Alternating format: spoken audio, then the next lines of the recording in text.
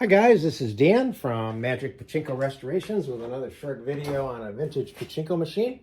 This is a 1975 Nishijin Model B, and if you've watched more than one of my videos, you'll know that an awful lot of them are Nishijin Model Bs. I don't know how many hundreds of thousands of machines they made, but it was a lot.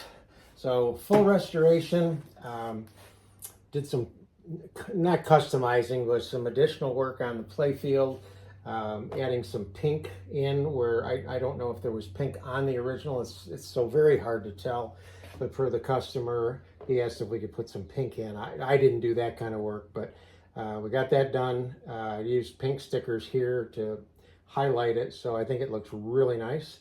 This is a full restoration, so everything got done to it that you would want to have done to it, all the wood, everything. So this is the back of a Model B, very, very typical of what you've seen probably many, many times. So when you get ready to set this up, you've got a 12-volt power supply. You're going to plug that into the wall. The other end of this is a plug that goes into the little pigtail. When you plug into the pigtail, two lights on this particular machine will come on.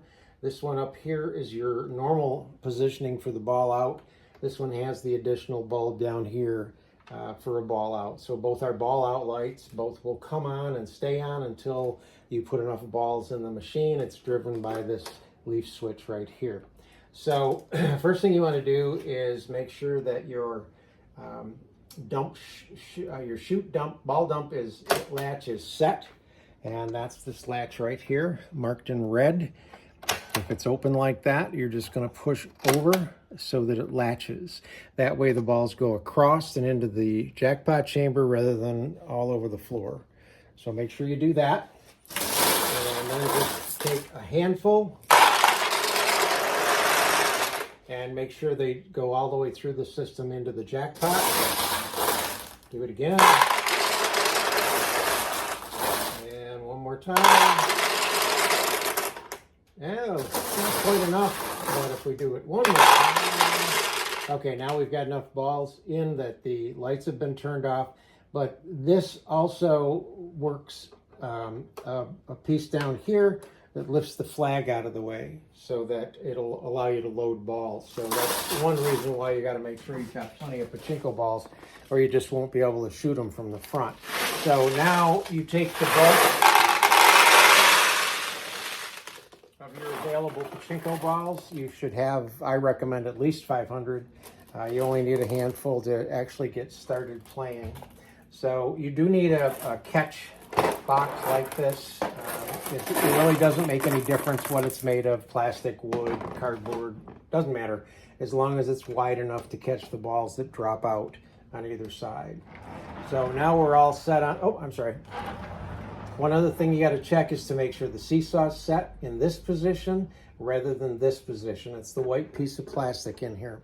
If it's tipped down, you just push up on this little rod and it'll bring it up. That's what that red arrow is there for.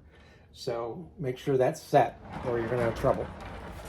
So now you come around and put the balls in the upper feed tray and you're getting ready to launch. Now the first time you go like that, nothing happens. It takes one cycle to get a ball onto the launch ramp, and then the next time it will launch and produce a loser. Let's see if we can get a winner.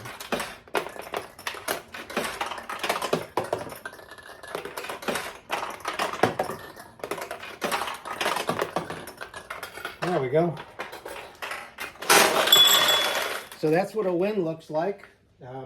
I will caution you that when you play and you know you get a win, and what I mean by that is you know that you've dropped a ball in here or any of these places, and you don't get a win, you want to stop playing right away and look at the back of the machine and see if there's a ball stuck. It's pretty obvious as to where they are. So let's try a few more launches here.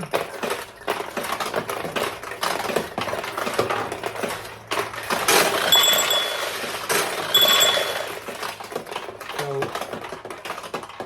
that time the first ball went in here, the second ball went in here, you've got the double win. So when you launch, ideally you want the balls to go down through the middle. On the right side, on the back side, is a lever you lift up on. It'll let you open this chrome door. And ideally, if you drop a ball down the center, oops, it'll go on the floor. Not only will you get a win, it'll open 2 tulips. If you put one in on this side, it'll open this tulip. If you put it in on this side, it would open this tulip also. So ideally, you want to drop balls down the middle to get the tulips to open. And then once the tulips are open, then you want to drop balls on here to get into this one, drop the balls over here to get into this one.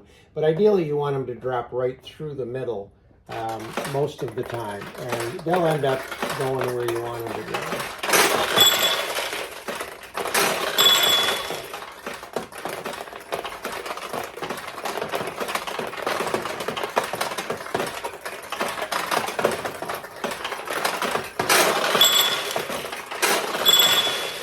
Now, another caution, excuse me, you can launch balls as fast as you want to. These machines are designed to handle it. And what I mean by that is you're going to curl your fingers around the post down here and use your thumb and launch balls.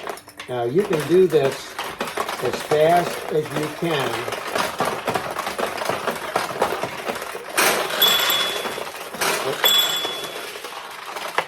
If you notice, I'm going all the way down and letting go, all the way down and letting go.